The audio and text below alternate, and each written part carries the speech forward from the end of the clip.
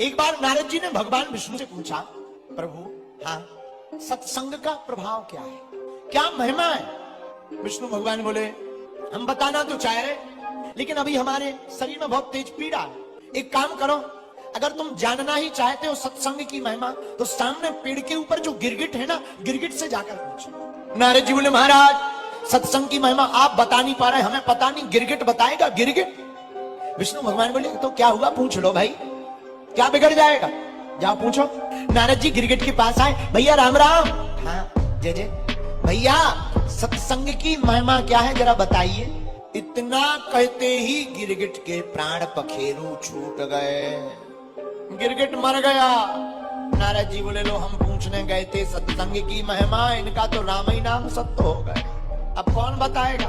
भगवान के पास वापस आए, भगवान बोले, क्या हुआ? अरे बोले, क्या हुआ, जो जिंदा थे वो और मर गए। क्यों?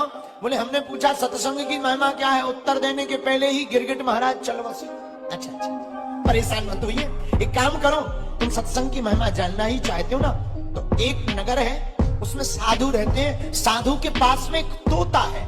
महात्मा से मत पूछना, उस तोते से पूछना सत्संग की महिमा क्या है। नारद जी बोले, महाराज जो आ गया। नारद जी नगर में गए, पता लगाया क्या किसी महात्मा के पास तोता है? किसी ने कहा हाँ। अच्छा, और महात्मा के पास नारद जी पहुंचे, महाराज हमें आपके तोता से कुछ पूछना है। पूछ लीजिए।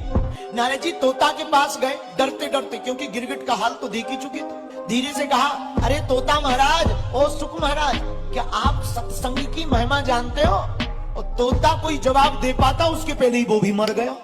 नारद जी बोले, जय बजरंग बली, भाग लो वरना महात्मा चमीटा और मारेंगे। नारद जी दौड़े दौड़े वापस घर को आए, विष्णु भगवान के पास।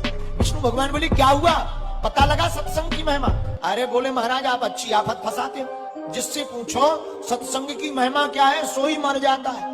वो तो बड़ी कुशल है, कोई पीटता नहीं है, नहीं तो हड्डी पसड़ी तोड़ दे। विष्णु भगवान बोले, नहीं, अब एक अंतिम जगह और। कहा? एक राजा है, राजा के घर पर अभी अभी बच्चा हुआ है, बेटा। राजा से मत पूछना, उस बेटे से जाकर के पूछना सत्संग की महिमा क्या है। नारद जी बोले, महाराज बस करो, हमें नहीं जानना। बोले क्यों?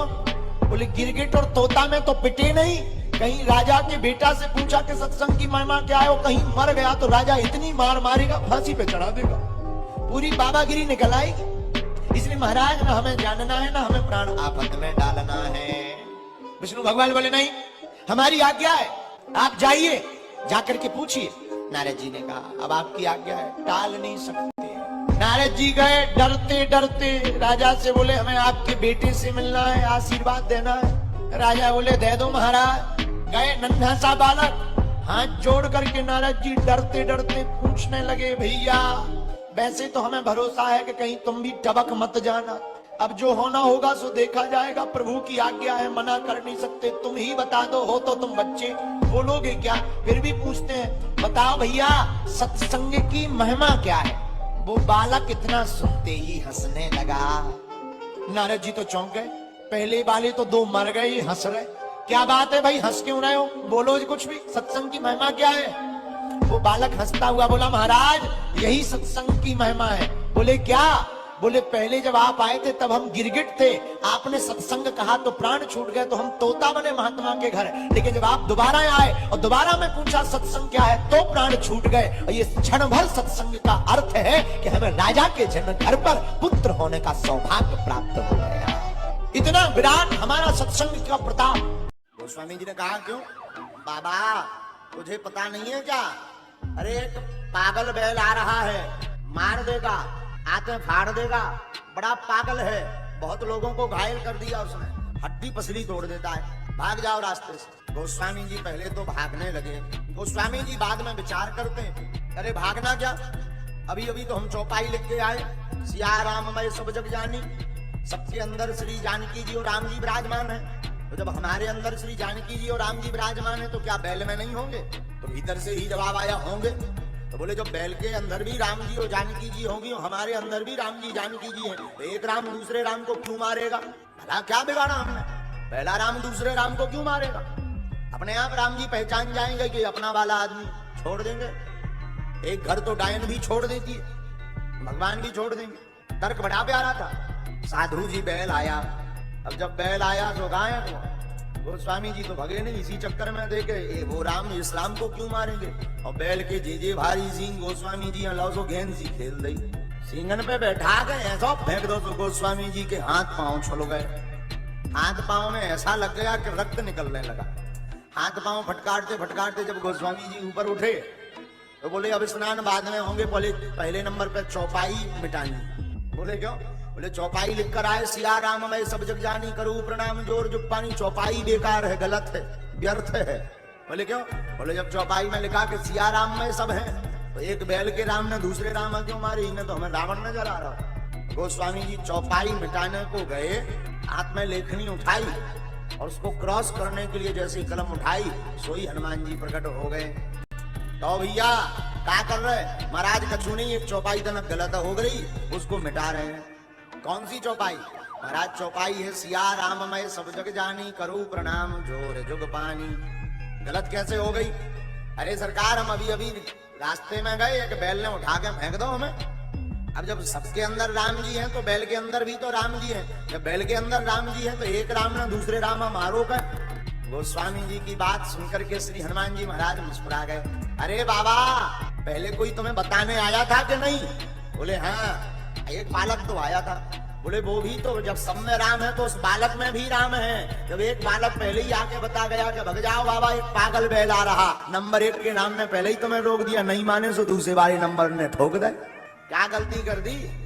हाँ महाराज अरे ये तो हमने बुद्धि नहीं लगाई, अब लगा ली, इसका मतलब अब चौपाई गलत नहीं है। गोस्वामी जी फिर सरयू स्नान करने गए। रावण के दरबार में हनुमान जी बन गए। किसी ने कहा तुम हार गए, रावण जीत गया, धन्य है वीर बजरंगबली। बोले चाहे हम जीते चाहे हारे, बात हार जीत की नहीं है, बात तो राम काज की है। राम जी का काज होना चाहिए, चाहे जीत के हो चाहे हार के हो। श्री हनुमान जी प्रथम ऐसे देवता इसलिए इनको महावीर कहा गया।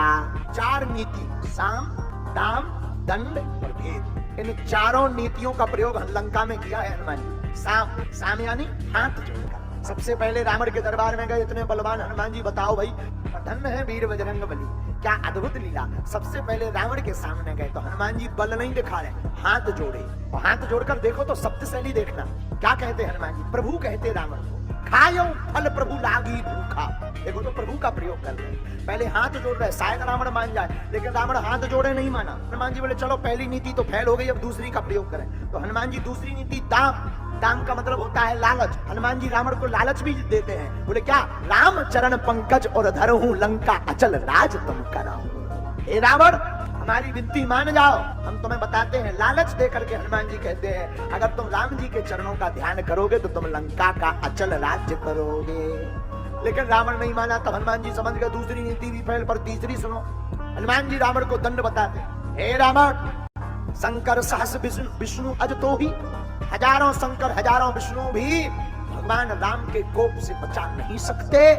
धन्य है वीर बजरंगबली, कछू को मारा, कछू को छोड़ा, कछू को घसीटा, कछू के रगड़ दो खर्रा जैसो हनुमान जी महाराज ने यहाँ दंड का प्रयोग किया, और दंड नीति भी फेल हो गई। तब हनुमान जी ने फिर भेद नीति का प्रयोग लंका में किया और वो पास हो गई हनुमान जी की भेद नीति। रावण का भाई विभीषण, विभीषण के घर पर हनुमान जी गए, इससे पहचान बना लेनी चाहिए। तो हनुमान जी ने यहाँ पर भेद नीति का प्रयोग किया, सगे भाई को राम जी का पाठ पढ़ा दिया। और भेद में भी हनुमान जी ने 2 बार तीर मारा, एक बार घर गए, दोबारा जब लंका जलाई तो सबका घर जलाया और एक विभीषण जी का घर नहीं जलाया। तो किसी ने कहा हनुमान जी ने ऐसा क्यों किया? बोले इसका असर बाद में लगा। कई बार नीति तुरंत सफल नहीं होती, बाद में होती है। जब हनुमान जी चले गए तो एक दिन रावण ने विभीषण को घर बुलाया, इधर आओ एक बात बताओ, जो बंदर आया था सबसे पहले तुम्हारे घर पे गया, पूरी लंका जलाई, बस तुम्हारा घर नहीं जलाया, लगता है तुम्हारी कोई साठ गांठ हो गई। और यहाँ पर ये जो है भेद नीति सफल हो गई हनुमान जी की।